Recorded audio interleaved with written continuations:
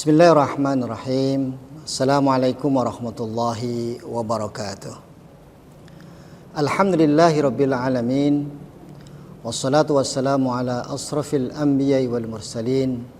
Walhamdulillahi rabbil alamin. Para pemirsa PON TV yang berbahagia dan juga seluruh shaimin wa shaimat yang dimuliakan Allah Subhanahu wa taala dan mengharapkan takwa yang sempurna. Pada kesempatan kali ini saya akan menyampaikan tausiah yang berjudul niat dan kesempurnaan Ramadan kita. Barangkali kita terbiasa mendengar kata niat dan kita melakukan niat dalam banyak aspek, terutama di dalam bulan Ramadan. Karena ritual niat atau rangkaian niat yang sangat sakral itu mesti kita fahami dari berbagai dimensi, secara fikih, secara biologis, secara psikologis, secara sosial, bahkan secara spiritual. Ketika kita memahami makna yang sangat penting dari niat ini, maka kita akan bisa memaknai kenapa kita harus memiliki niat yang betul, niat yang benar, tidak hanya sesuai dari syariat, tapi juga secara ilmu pengetahuan. Bahkan dalam hadis yang cukup panjang, dalam hadis pertama kitab An-Nawawi, kitab hadis Arba'in, hadis yang ke-40, bahwa Nabi bersabda, innamal a'malu binniyat. Sesungguhnya seluruh amal perbuatan itu tergantung niatnya. Karena niat itulah, dalam hadis itu yang cukup panjang diceritakan ada seorang sahabat yang hijrah dari Mekah ke Madinah dengan tujuan dunia, ada juga yang tujuan karena wanita, tapi ada juga yang tujuannya karena Allah dan Rasulnya. Maka Allah akan berikan apapun niat kita, apakah Allah yang diminta, apakah Rasul yang diminta, apakah dunia atau wanita, maka Allah akan berikan. Oleh karena itulah, terlebih di bulan Ramadan ini, ketika kita selepas sholat tarawih, imam ada yang membaca secara jahr, ada yang sir, mengajak jamaah sekalian untuk melantunkan niat, karena niat itu secara fikih menjadi syarat sahnya puasa Ramadan kita.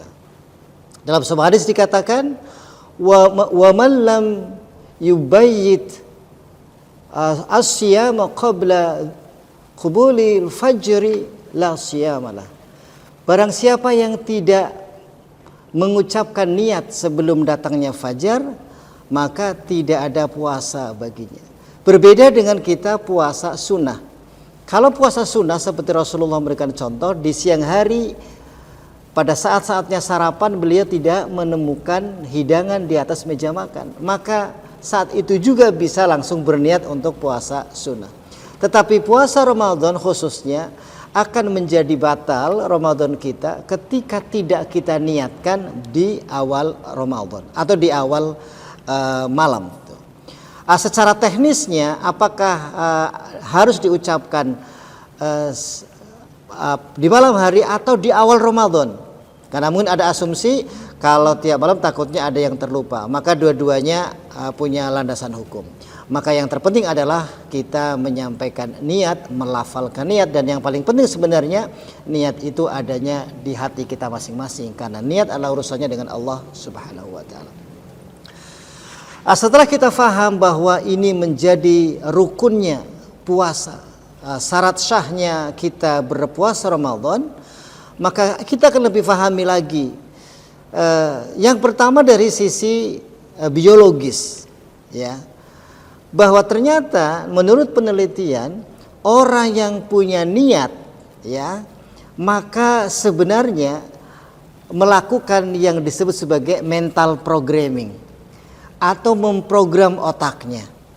Di 11 bulan sebelumnya barangkali dia terbiasa dengan pola makan 3 kali sehari, harus sarapan, kemudian ibadahnya mungkin biasa, tidak ada sholat taraweh, tidak dianjurkan sedekah dan sebagainya.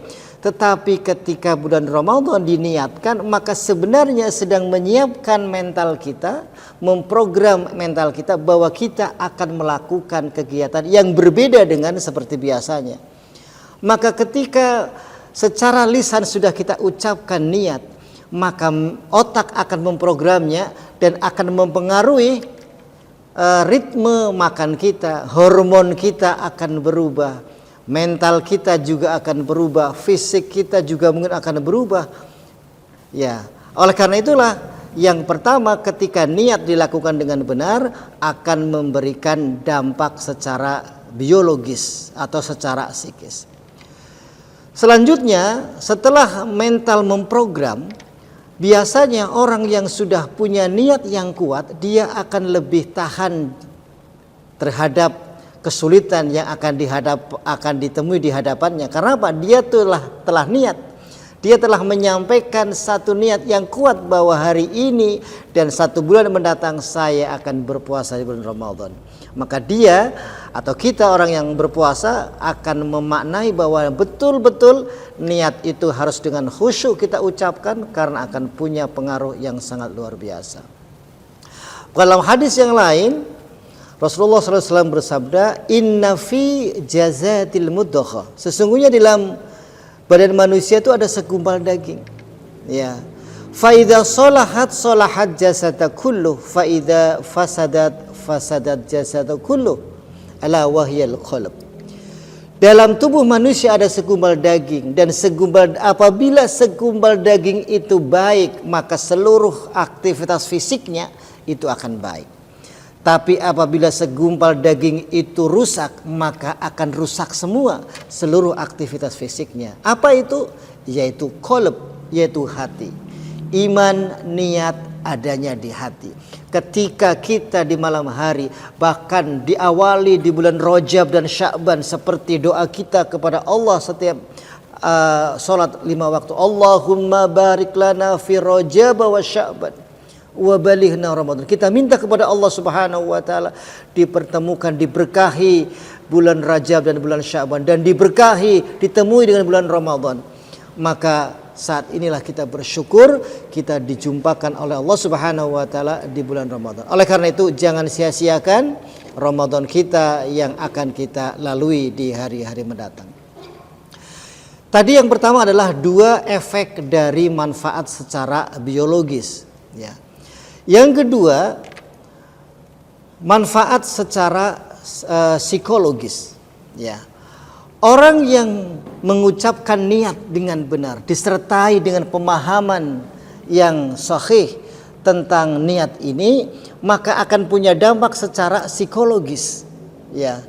Bahwa orang yang punya niat, ya, punya tujuan, punya goal, maka dia akan lebih persisten, akan lebih kuat untuk mencapai cita-citanya.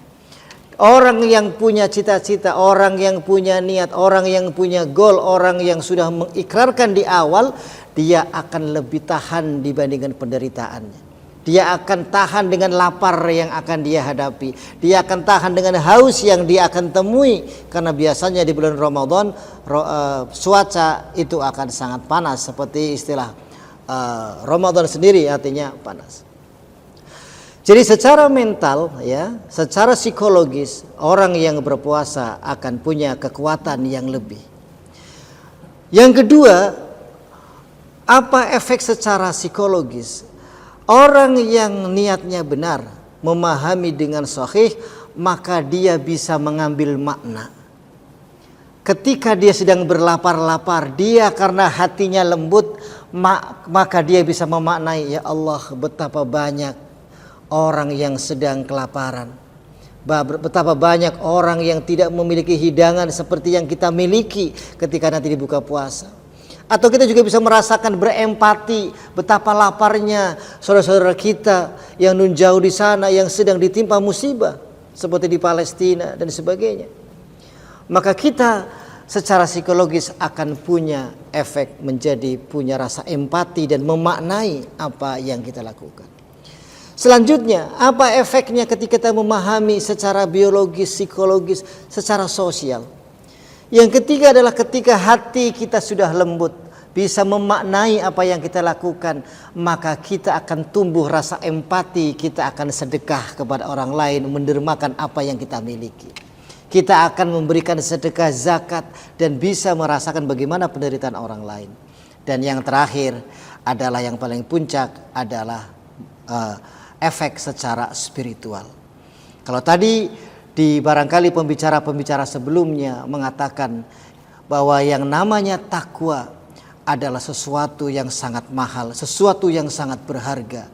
Karena dengan kita menjadi orang yang bertakwa di bulan Ramadan ini, inna akramakum indallahi atqakum, Allah akan menjadikan di antara golongan manusia seperti kita yang maha lemah ini akan dijadikan manusia yang paling mulia di sisiku, yaitu orang-orang yang bertakwa. Oleh karena itu, pemirsa Pon TV yang dimuliakan Allah Subhanahu wa taala dan shaimin was shaimat, mari kita senantiasa hayati, maknai dan resapi setiap ucapan niat yang kita lantunkan di malam-malam bulan Ramadan kita. Demikian yang bisa saya sampaikan, mudah-mudahan bisa bermanfaat. Aqulu qouli hadza fastaghfirullah li wa lakum. Assalamualaikum warahmatullahi wabarakatuh.